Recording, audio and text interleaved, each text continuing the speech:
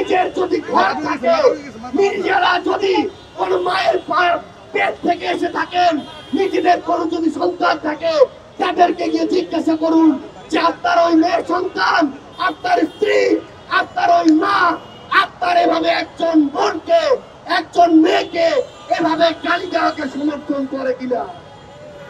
আমরা স্পষ্ট করে বলি, এই বাংলাদেশে, এই বাংলাদেশের বাইরে যে আওয়ামী লীগের দোসররা, খুনিরা এভাবে আমাদের বোনদেরকে অশ্রাব্য ভাষায় গালি দিয়ে তাদের মনোবলকে নরম করতে চায়, তারা মনে রাখুন আমাদের বোনেরা তাদের বিরুদ্ধে আরো শক্ত প্রাচীর হয়ে আগামীতে নামবে ইনশাআল্লাহ।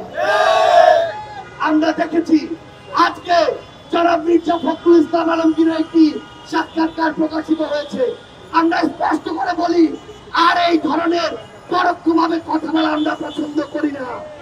আমরা তাদের কাছে জানতে চাই, তারা ক্ষমতায় আসার জন্য জনগণের আস্থা যখন প্রতিনিয়ত হারাতে বসেছে, তখন কি আবার তারা ভারতের সাথে নেগোসিয়েশন করে, তাদেরকে খুশি করে, আওয়ামী লীগকে পিঠ চাপড়ে জাতীয় পার্টির সাথে নেগোসিয়েশন করে তারা কি এই বাংলাদেশে নতুন করে ক্ষমতায় আসতে চায় কিনা?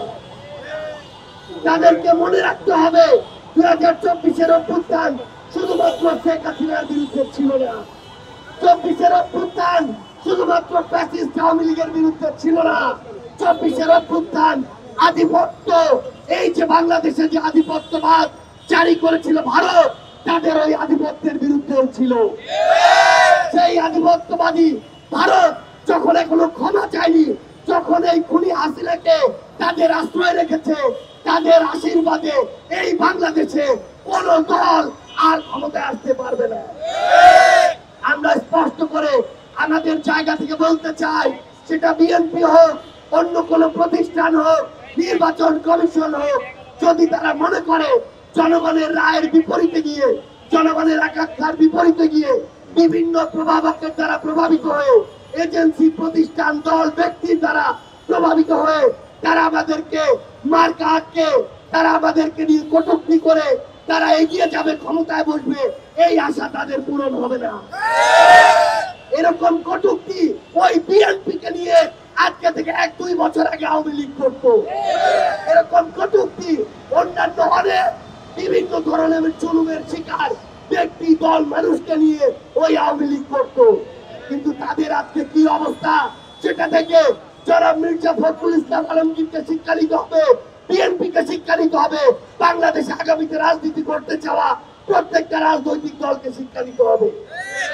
আমরা দেখেছি আমাদের বিপ্লবের অন্যতম যোদ্ধা, আমাদের বিপ্লবের রাজবন্দী, আমাদের সদস্য সচিব জনাব আক্তার হোসেনকে কিভাবে সেখানে অপদস্থ করা হয়েছে এবং অপদস্থ করার ক্ষেত্র তৈরি করে দেওয়া হয়েছে।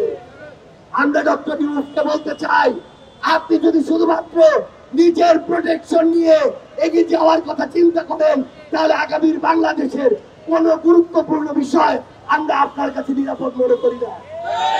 কারণ আপনার দিকে পুরো বাংলাদেশ তাকিয়েছিল, আপনার দিকে শহীদ পরিবার, অভ্যুত্থানের রক্ত দেওয়া যোদ্ধারা তাকিয়ে আছে এখনো।